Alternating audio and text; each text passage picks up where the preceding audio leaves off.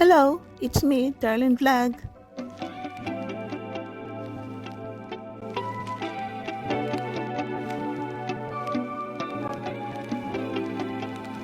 Hello mga katandims, kalingap, kachomkar. Kumusta na kayo? Ito naman si Darlene Vlog, nagbabalik. For today's video, re-reaction na natin itong trending na about kay Fiancé, no?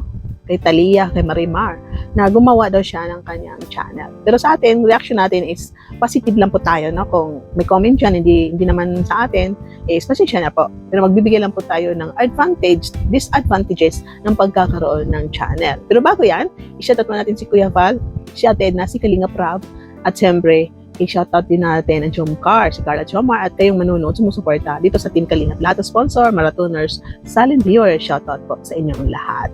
So, alam po natin na trending na talaga itong pagpapatolpo kay Kuya Val. Nagkaroon ng 2 episode ang Rapid Tolpo. So, ang bilis nga nila, na-upload na nila yung 2 episode na parang nagkasunod. Hindi magkasunod ang araw, ang pagitan na ni 6 days, pero yung pangalawang episode is ni-upload na. No? So, hindi natin pag-uusapan yun about kung anong nangyari doon. Dito lang tayo sa pagkakaroon ng channel. Parang may nagbigay sa akin ng screenshot na may channel down siya. Ang una-una nakita ko is 300 subscribers. Tapos tiningnan ko, meron siyang 1 video yung nagpa KMGE, no?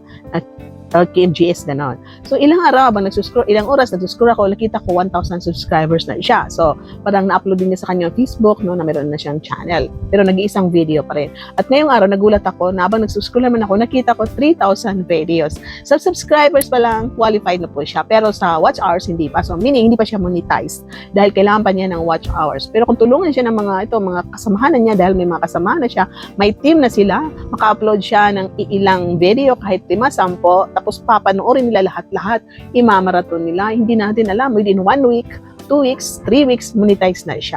So ngayon, ito ang ating re-reactionan. Ito bang pagkakaroon ng channel is makakatulong sa kanya kung gusto niya ng katahimikan. Kasi nga po, na-request na po niya sa Tolpo na kung maaari last episode na daw yun dahil nga po masyado na siyang nababas. Kaya nga sabi nga ni Shari, hindi na natin itutuloy, hindi natin magkikita sa barangay, hindi kami ang lumapit sa iyo, kundi kayo ang lumapit sa amin. At napatawan na lang ang attorney, si attorney at Elina, parang gano'n. Magaling na doctor din ito si yung attorney. So ngayon, ang advantage ng pagkakaroon ng YouTube, siyempre makikilala ka, no? Pag may mga video ka na matrending, marami makakakilala sa'yo, siyempre maging influencer ka, hindi mo malaman, no? Baka mamaya makita ka na magiging artista ka, ganun din po. At siyempre, pangalawang advantage niya, siyempre magkakaroon ka ng income. Kung wala kang income, magkakaroon ka ng income, makikilala ka, may income ka pa. Pero, hindi talaga perfect ang YouTube, ang social media, meron talagang magbabasa sa'yo, no? Kahit wala kang kakilala, kahit nagsimula ka sa maganda, meron talagang basher, no? Ito nga mga artista, may mga basher din sila, no? Kung ano nang ginagawa sa picture nila, pinag-i-edit, ginagawa ng mga fake news, no? So kahit gaano tayo kaganda, nagsimula tayo sa magagandang content, pag tiningnan mo ang channel mo, video mo, is meron talagang basher. O ngayon, anong disadvantage niya? Yan, yung magkakaroon ka ng ang disadvantage niya, basher. Ngayon, paano ka nagsimula sa pagkaroon ng channel? Ito si Dalaga na yan, siyempre nagsimula siya sa Kalingap. So, hindi ko lang siya i-compare.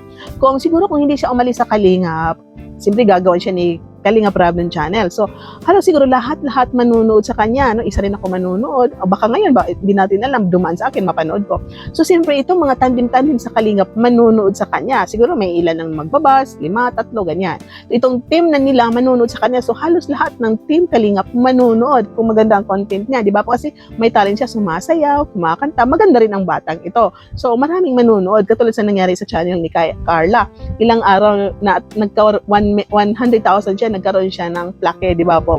So ngayon, ang disadvantage ito kasi nagsimula kasi sa hindi maganda ang kanyang naging makilala siya, nagsimula siya sa nagpatolpo, siyempre maraming nakapanood sa kanya doon, at sabi nila, sino kaya ito?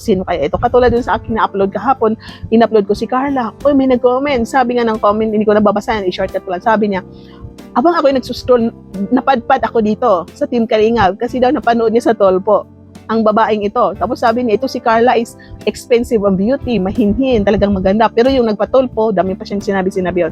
So ito, makikilala ka sa Tolpo dahil sa nangyari, makilala ka nila sa hindi maganda kasi siyempre, ang alam nila yung nangyari, nakilala ka, no?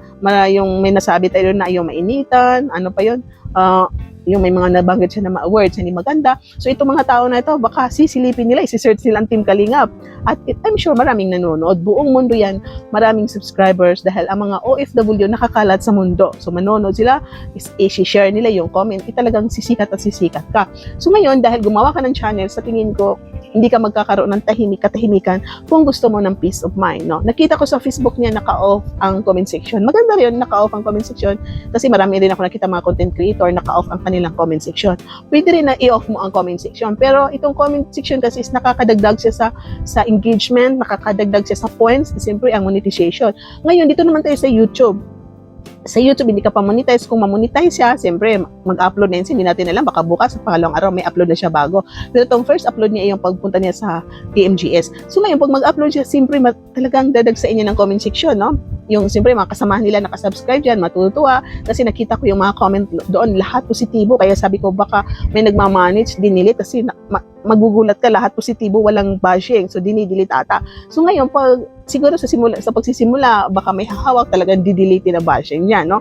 At iiwan na lang yung magagandang komento. Ngayon, siguro, kasi baka mamaya masira ang algorithm mo pag naka-off ang comment section mo, pwede rin na i-off ang comment section para wala kang mabasa na bashing. Pero kung may magmamanage, may mga maghahawak ng channel mo, may taga-delete ka, pwede rin iwag i-off ang comment section kasi i-delete naman, di ba? So, yun ang advice ko. Ngayon, pwede rin na yung sabi ko na i-off ang comment section, wag na i-off, pero may mag-delete. Yun nga po ang sabi ko. So, ang monetization niya, magkaka-problem ka po ba eh? Yun nga sabi ko. So ngayon, kung talagang decide ka na sa pagkakaroon ng channel na kahit i-off mo monetization mo, baka may magnanakaw ng video mo, tapos i-re-upload nila, doon kanila paglalaroan ng video mo, mumurahin ka, ibabash ka, at kung ano-ano pa talaga hindi maiwasan. So kayo na bahala, siguro baka i-report, ipa-strike ninyo, depende yan kung anong strategy ninyo sa pag-re-report ng mangbabalahura ng video mo. Pero para sa akin kasi talagang hindi mo maiwasan na habang nagsuscroll ka is makakakita ka ng video mo, picture mo na pinaglalaro ng binabalahura. Dahil nga sa ito, nagsimula ang pagkakaroon mo ng channel, naggaling ka sa yung matinding ito sa tolpo. So, baka kasi para sa akin lahat naman ng trouble, lahat ng problema is may katapusan. So baka balang araw is matatahimik din yan na wala nang bangayan, baka isang buwan, dalawang buwan. Pero for sure, ang yung mga basher mo is talagang hindi yan sila mawawala dahil nasaktan sila sa nagawa mo. At siguro may iba rin na magbabago na ay panoorin ko na lang siya, i-subscribe ko na siya kasi yung mga video niya is maganda, nakakatuwa naman. So wala na, ayoko na isipin yung mga pangit na nangyari. Tutok na lang ako, manunood lang ako sa video niya. So advice ko sa iyo kung mapanood mo ito, anong gusto mo talaga magkaroon ng YouTube? Sige, huwag ka na lang magbasa ng comment. Hayaan mo na yung mga admin mo.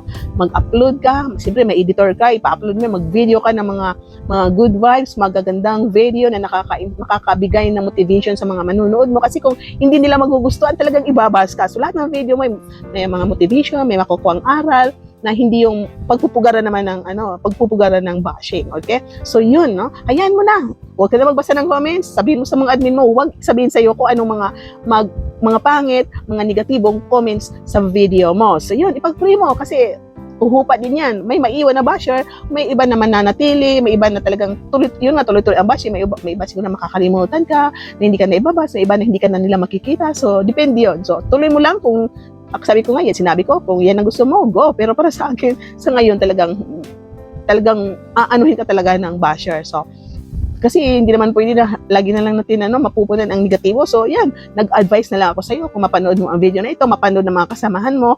At yun, tuloy lang ang laban. At kung pwede siguro pagdating ng time, may oras ka, pwede ka siguro pumunta kay Kuya Val, kay Ralph, humingi ka ng sorry. Hindi natin alam kailan kayo magharap sa barangay, kung ano ba ito, pwede magharap, tapusin na. Anong mapag-usapan niyo dyan sa video, magpatawaran, at yun, humingi ng sorry bawat isa. Nakita naman natin, humingi ng sorry si Kuya Val, pwede ka rin humingi ng sorry. Dahil kahit isipin natin, may nagawa ka rin mali, no? Lahat kayo, Kuya Val, may nagawa rin siyang mali. Ikaw rin, may nagawa ka rin mali dahil hindi perfect ang tao. So yun nga po, hanggang dito na lang po tayo paggawa niyo ng channel. Pwede kayo mag-comment guys kung anong advice ninyo, sang-ayon ba kayo, walang bashing. Sabihin niyo kanong maganda, anong advice ninyo na igoba niya o hindi. at kung anong advice ninyo. Kasi wala na eh, talagang itutuloy na niya ito kasi malaki na, no? 3,000 ang kanyang subscribers at baka ilang araw is monetize na ang batang ito at mapapanood na siya ng buong mundo sa kanyang mga video, no? Kasi baka mapanood na sa KMJS at dito maka-upload siya, marami nang makakapanood at hindi natin alam kung anong gagawin niya, i-off ang comment section or hahayaan na lang at i-delete na lang nila. So hanggang dito na lang po tayo. Thank you, bye-bye, and see you on my next reaction video. Paki-like po, paki-subscribe and don't skip ads. God bless you everyone. Keep smiling.